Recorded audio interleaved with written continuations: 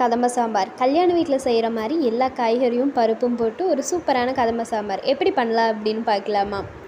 கதம்ப சாம்பார் பண்ணுறதுக்கு இன்றைக்கி நம்ம எடுத்துருக்க காய் வந்து 2 முருங்கைக்காய் எடுத்துருக்கோம். இது கூடவே முள்ளங்கி, பீன்ஸ், கேரட், மாங்காய், உருளைக்கிழங்கு, கத்திரிக்காய் இதெல்லாம் கட் பண்ணிக்கலாம்.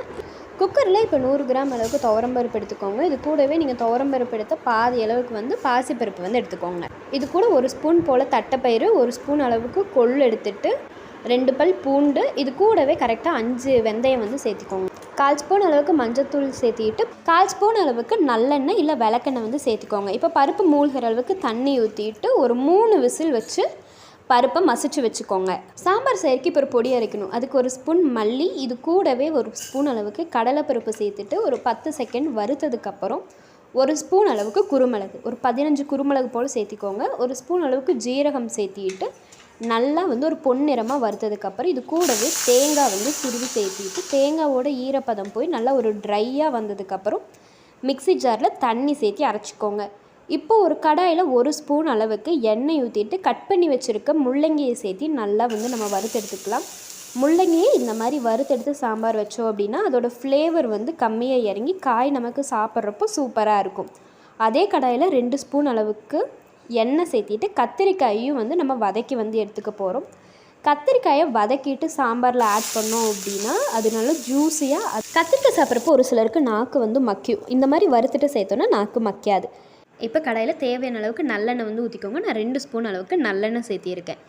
நல்லெண்ணெய் காஞ்சதுக்கப்புறம் இது கூட கடுகு போட்டு பொரிஞ்சதுக்கப்புறம் இது கூடவே ஒரு 10 தலை கருவேப்பிலையும் சேர்த்திட்டு பொரிஞ்சதுக்கப்புறம் ஒரு 20 சின்ன வெங்காயம் போல் நான் சேர்த்திருக்கேன். சின்ன வெங்காயத்தை வெட்டாமல் முழுசாகவே போட்டு நல்லா பொன்னிறம், அதாவது கண்ணாடி பதம் வர வரைக்கும் வெங்காயத்தை வதக்கிக்கோங்க. வெங்காயம் வதங்கினதுக்கப்புறம் இது கூட ஒரு 2 பச்சை மிளகாய் வந்து கட் பண்ணி சேர்த்திருக்கேன்.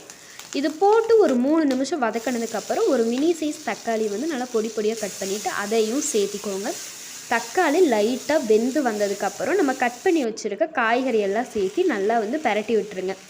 இப்போது இது பெரட்டி விட்டதுக்கப்புறம் இதுக்கு தேவையான அளவுக்கு, அதாவது 1 டம்ளர் மட்டும் தண்ணி சேர்த்திட்டு நல்லா வந்து கொதிக்க விடுங்க. இது கொதிச்சதுக்கப்புறம் இது கூட 1 ஸ்பூன் மல்லித்தூள், ஒரு ஸ்பூன் அளவுக்கு மிளகாய்த்தூள் வந்து சேர்த்திக்கோங்க. மிளகாய்த்தூள் நம்ம எதுலெல்லாம் சேர்க்குறோமோ அதில் எல்லாமே கண்டிப்பாக வந்து மஞ்சத்தூள் நம்ம சேர்த்திக்கணும். அதனால் ஒரு 1/4 ஸ்பூன் அளவுக்கு மஞ்சத்தூள் சேர்த்திக்கோங்க. நம்ம வந்து பருப்புலேயே 1/4 ஸ்பூன் அளவுக்கு மஞ்சள் தூள் போட்டு வேக வச்சுருக்கோம். அதனால் மஞ்சள் தூள் ஒரு 1/4 ஸ்பூன் அளவுக்கு சேர்த்திக்கோங்க.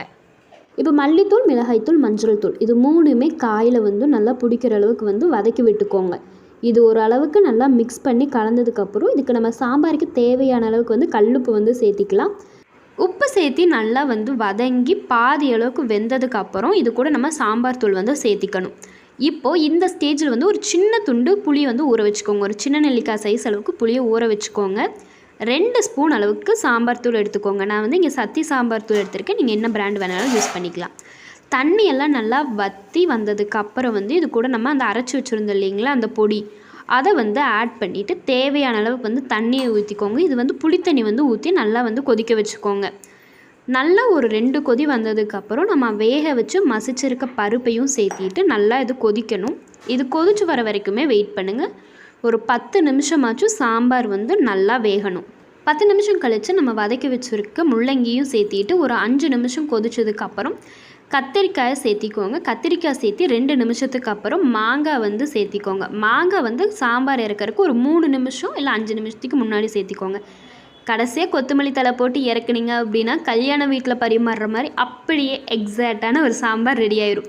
மறக்காமல் ட்ரை பண்ணி பார்த்துட்டு எப்படி இருந்துச்சுன்னு சொல்லுங்கள். இது உங்கள் குக்கிங் புக் தமிழ். ஒவ்வொரு பக்கமும் ஒவ்வொரு சுவை. மறக்காமல் சேனலை சப்ஸ்கிரைப் பண்ணிக்கோங்க. இந்த வீடியோ பிடிச்சிருந்தா லைக் பண்ணிக்கோங்க. தேங்க்ஸ் ஃபார் வாட்சிங்.